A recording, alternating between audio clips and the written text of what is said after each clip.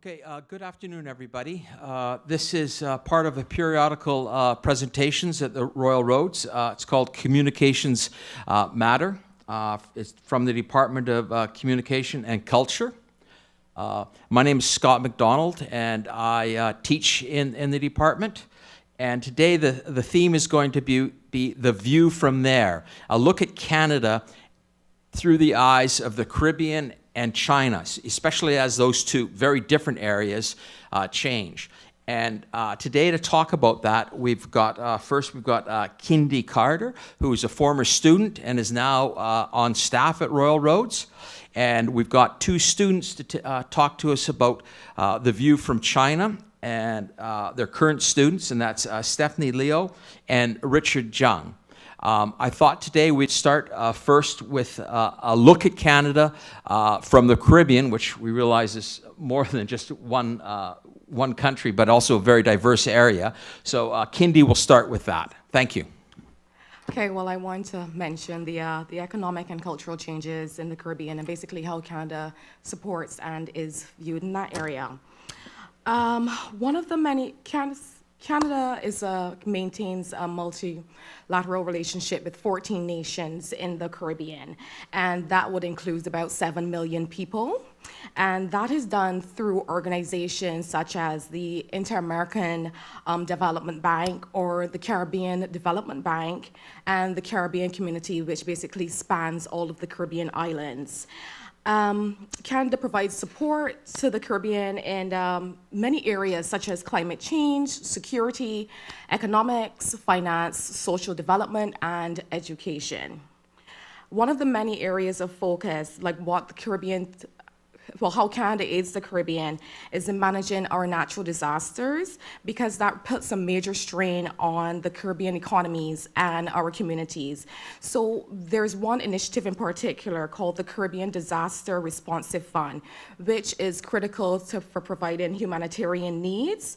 And how Canada is that they provide water, they provide sanitation and damage relief and support to the nations in the Caribbean. The Caribbean also gains a lot of support from Canada in terms of security, and because that helps us counter our criminal activity within the region. So, for example, in Jamaica, they gain a lot of support through what is called the Anti-Crime Capacity Building Program, and this was launched by Stephen Harper in 2009. And basically what they do is they give $15 million a year to enhance the government agencies and international organizations and non-governmental organizations, which basically would focus on drug trafficking and money laundering, and basically just the security sector, providing security to the sectors within the Caribbean. Also, we can look at economic growth.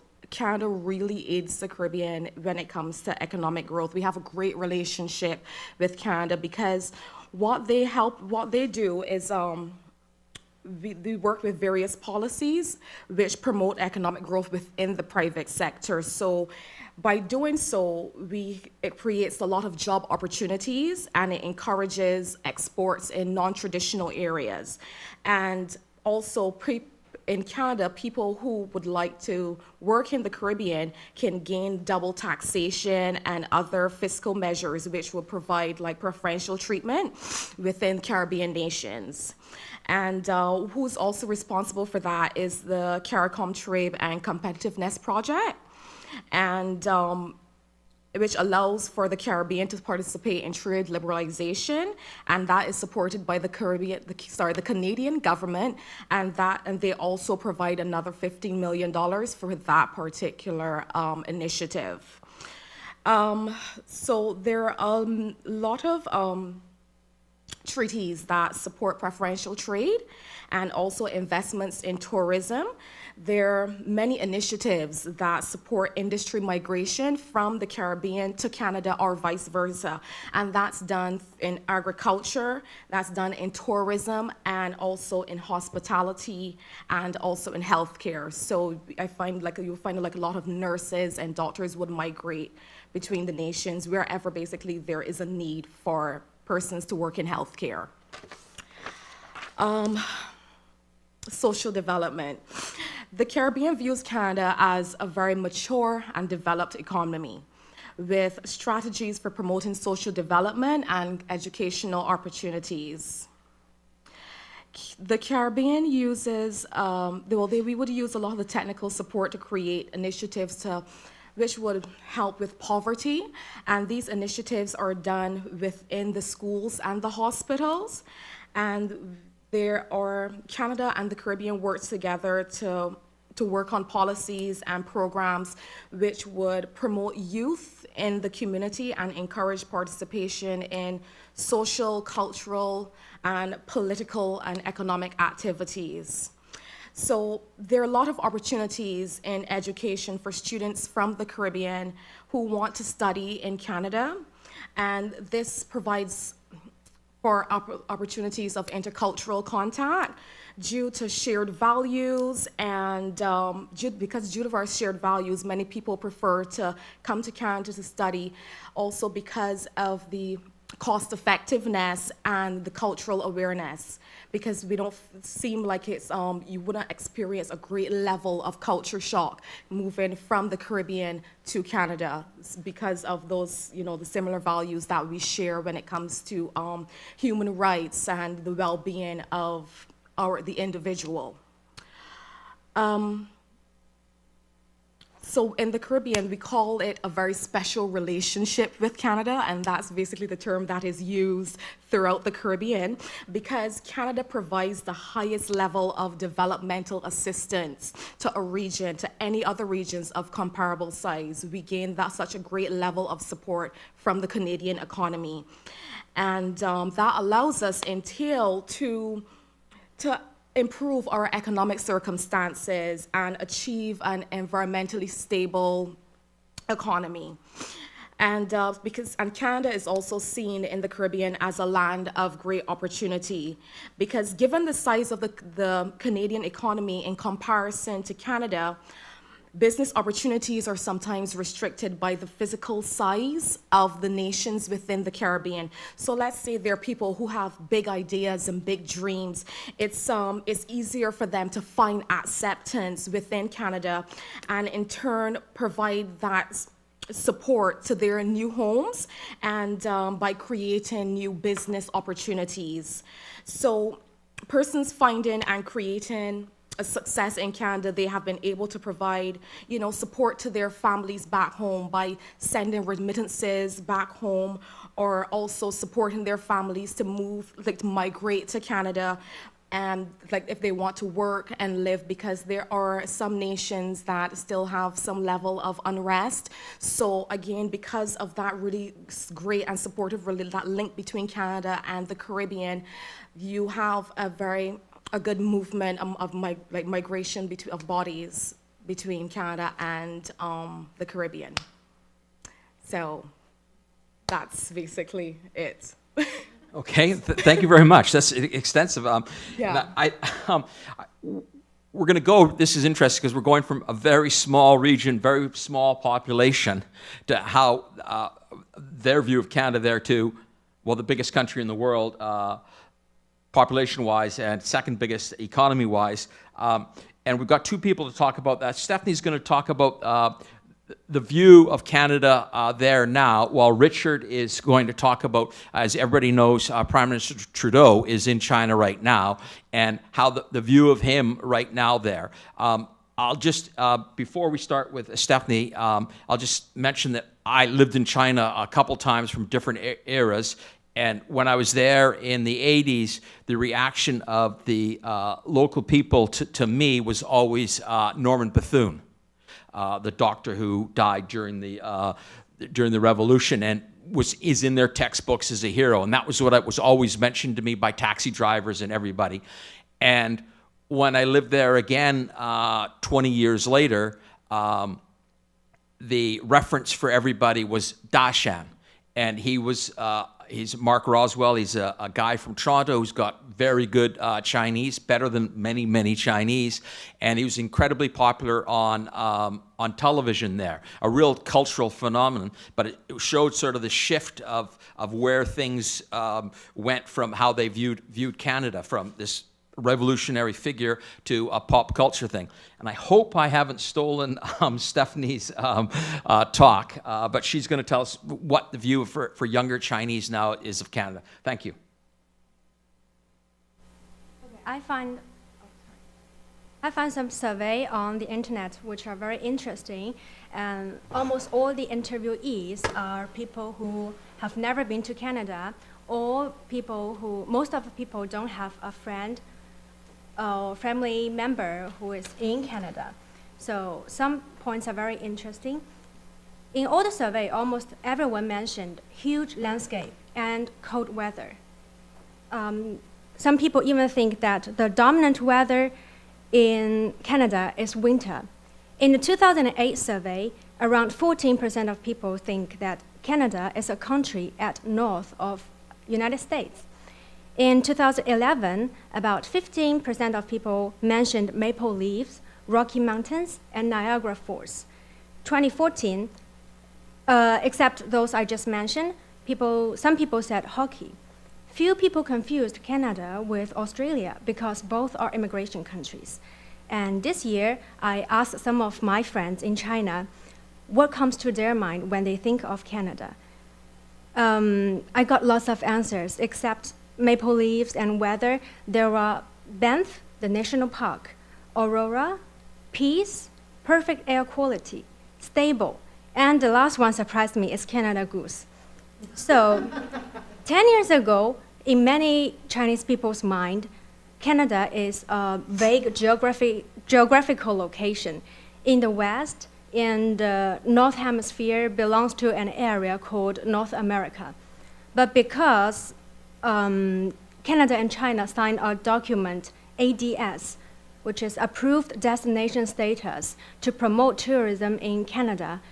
So people in China have more opportunities to visit this country and to see the beautiful natural sceneries here. The point that several people mentioned, Canada Goose, well, 4 or 5 years ago, when asked about Canadian brands, many Chinese probably had no idea.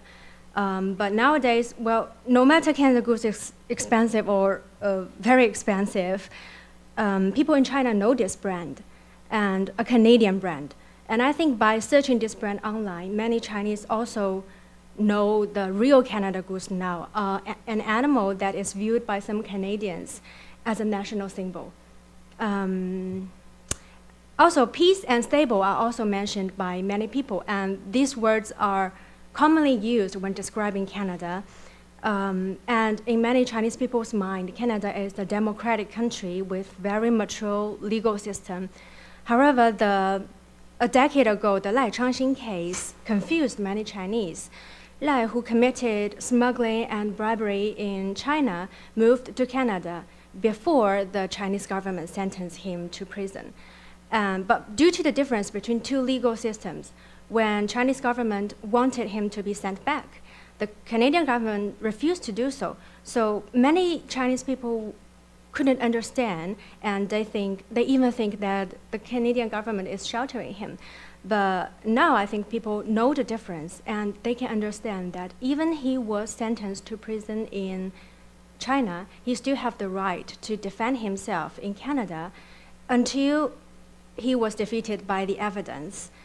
And like Scott just mentioned, I think because of Norman Bethune, the great doctor, which many Chinese students learn from their textbook, and because of Da Shan, the very famous Canadian performer in China, Chinese people always have quite positive and friendly view on Canada. Even some of the people don't have much idea about this country.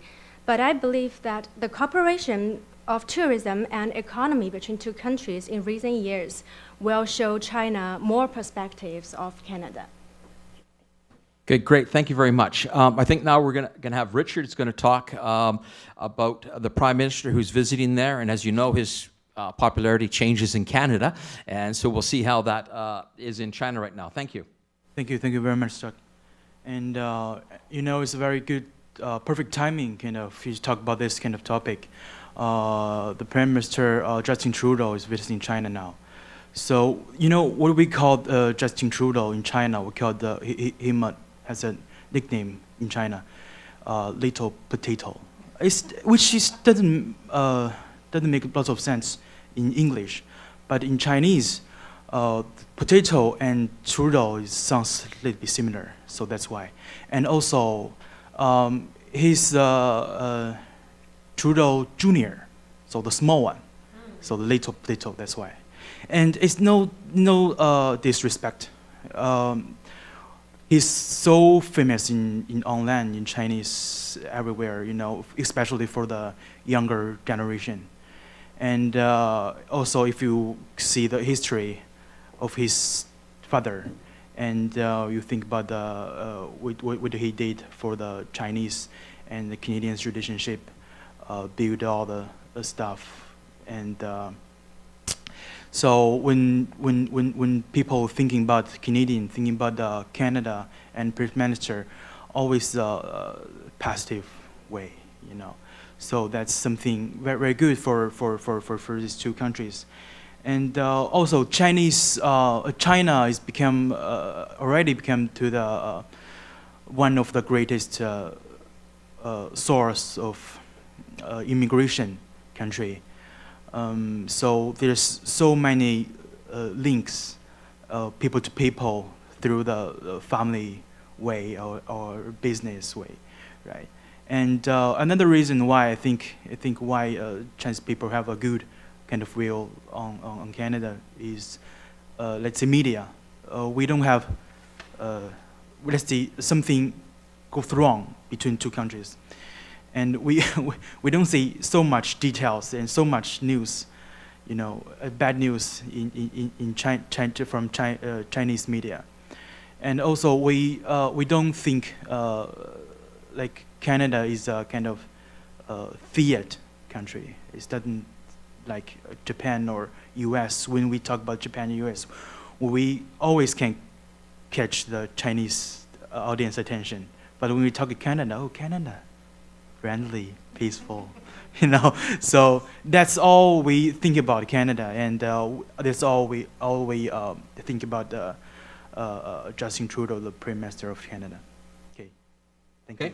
Great. Thank you very much. I think what we've discovered so far is Canada's great. But I wanted to ask a couple questions, if that's okay. Take an opportunity to start with. I want to start with Kindy, as I was just sort of joking. Okay, Canada's great. Are there any sort of issues there that there's a concern?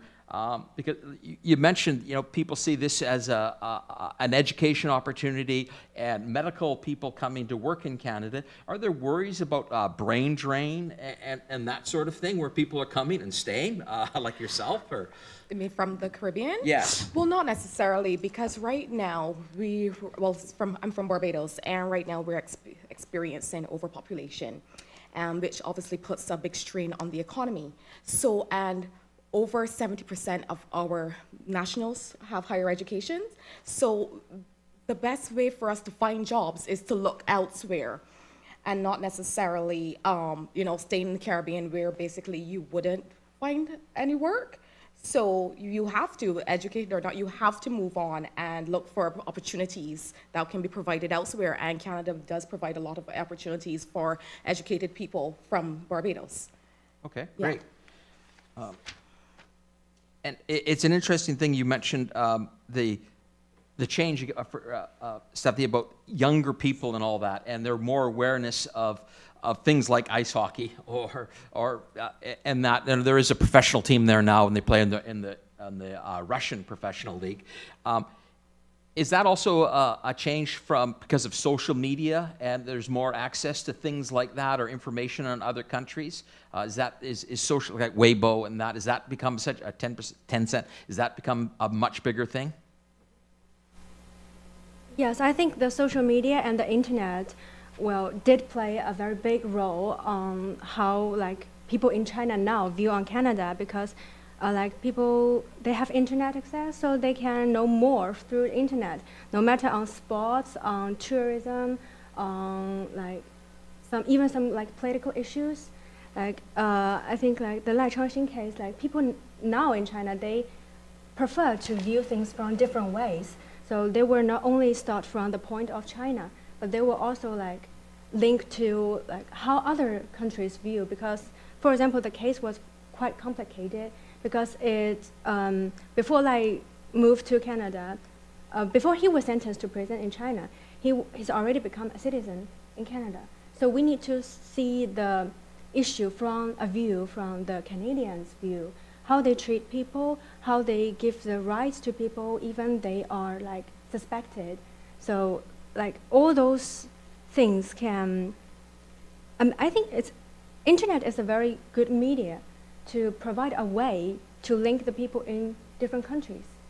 So like, I think it's very like, it's like open a door for the Chinese in China to let them see not only the Canada, but also other countries in the world. Okay, thank you. I think just to expand a little bit on the Lai case she's referring to, when he was in Canada, the Canadian government actually wanted to deport him, but he was fighting that in the courts. And the idea of a court going against the government is common in Canada, not so much common in China at times. And that was sort of one of the issues, is that the public in China was sort of a little bit surprised, saying, well, the government wants him to leave, but he still has a lot of recourse through the courts, and he fought it for like 10 years, and I think that was one of the issues that they didn't quite understand. But I say now, Richard, is the impact of the number of people moving to Canada, and like this has started at different times from the handover in Hong Kong, where a lot of Cantonese speakers are coming, and now a lot more of just everyday Chinese are coming, either moving or like yourselves coming here for schooling. Is that also had a major impact?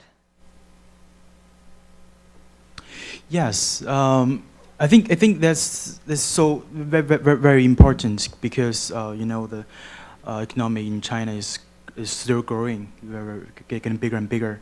So past there's lots of Cantonese come to Canada, but now it's for million China people come to Canada. Especially you can see the whole large of population, the Chinese people, doing the normal like study or business or all the stuff. Doing to what? Because the you can see how Chinese people think the Canada is so great, Canadian people so friendly. So that's why they want to come here to do all the things they want. Yeah. Were there any questions online? Not yet. Okay. Please go ahead. I have a question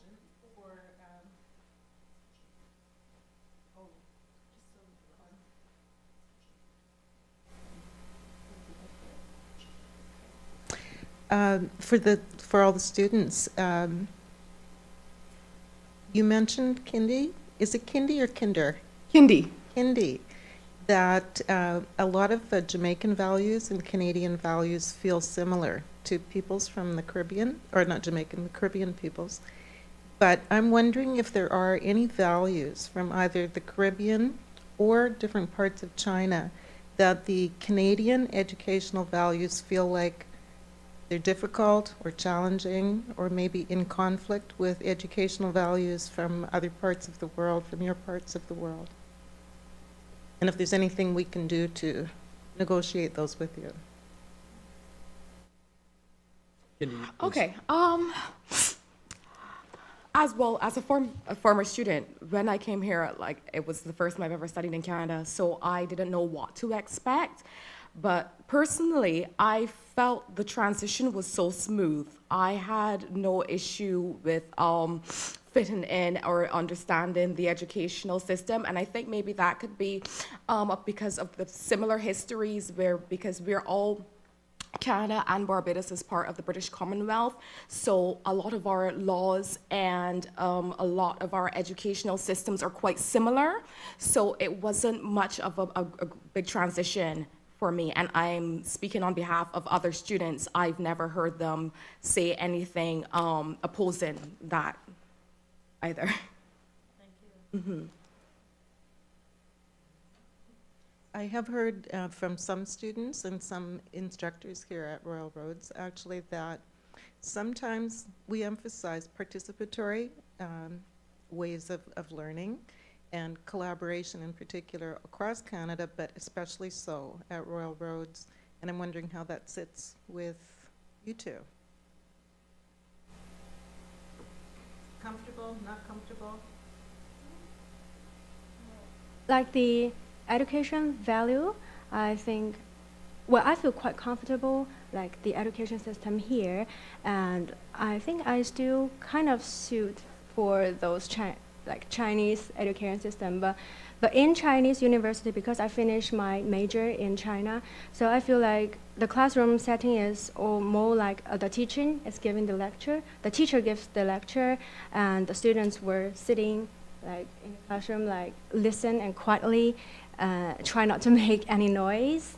But here, like the students are very welcome to give different voices on the opinion. So I think it's more like freely those during the course. Anyone can give any idea or thoughts, something. So well, to this aspect, I think I feel more comfortable to like studying here, and because education value, it means like not only the university, because I was like working on the Vancouver School Board recently in another course. So because all of the group members are from Asian countries, so we have some different views, like with the Canadian education system on elementary school and mid school, like because some of my group members, they think like the students here in Canadian elementary school and mid school, they didn't learn a lot. They think like students are playing more than they are studying. So based on that, we give after lots of research, we find out that we think because in the Western education system or the Canadian education system, the schools prefer students to be first independence. So they need to like do something on their own, no matter to make some decisions. This is quite different from in China or some Asian countries, because normally parents prefer to make decisions. And second is like students, they can focus more on what they like to do, to develop their own abilities. So due to these two, I think the value on the Canadian education system and the Chinese education, the value is quite different. And I think it's really depends. It's very depends on for me, as for us, like the master students, we all finished our degree in China first and come here. So we're okay. But for the others, but more younger than us, the two students younger than us, sometimes this feel like boring. I mean, boring is like they don't have place to have lots of parties. You know, most of Chinese people, Chinese students come from the big cities, modern cities, and the 9 p.m. is their life start. You know, per day. So that's very different. That's very different. And talk about the education itself. It's also very different. More and more students come here for like just Stephanie said more for middle school and high school education. That's another different, because one of my Canadian friend told me that in China we're like the harder study education. Teachers like has a 100% power. You have to listen to teacher what did they say. But in Canada, the way is more kind of they're friends, right? They're friends. They're talking. Everything they decide are just, you know, it's not 100% following. You just but what my friend told me that Canadian used to be like Chinese, like these teachers were little bit stronger than others. But now it's like more easy.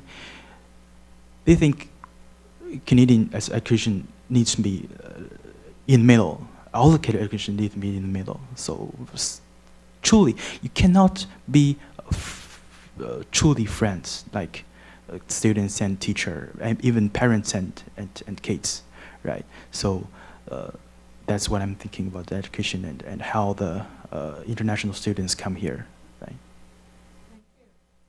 Another question? Okay. Hey, we'd like to thank everybody who was here in person and everybody who was online watching us today. Just to sum up a little bit, I think this is a topic that we'll probably have to revisit in a couple years because China's changing so much. The Caribbean, maybe not as much, which is fine. It's a smaller area, but it's got different links and different cultural links with Canada. As they pointed out, China's cultural view and all that's changing. They never talked about hockey a few years ago. That's changing a lot. It's kind of interesting that the two most famous people in China are known as Little Potato, and also the other one, Dashan, is known as he's Big Mountain. So maybe that will change. We don't know what will happen in a few years. But I wanted to thank again everybody for taking part.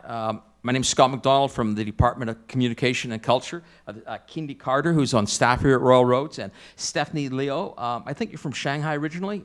Yeah, who's a student here. And Richard Jung, is it Harbin? Yeah, which is colder than Victoria. So I'm not so sure about that. But again, thank you, everybody. Thank you.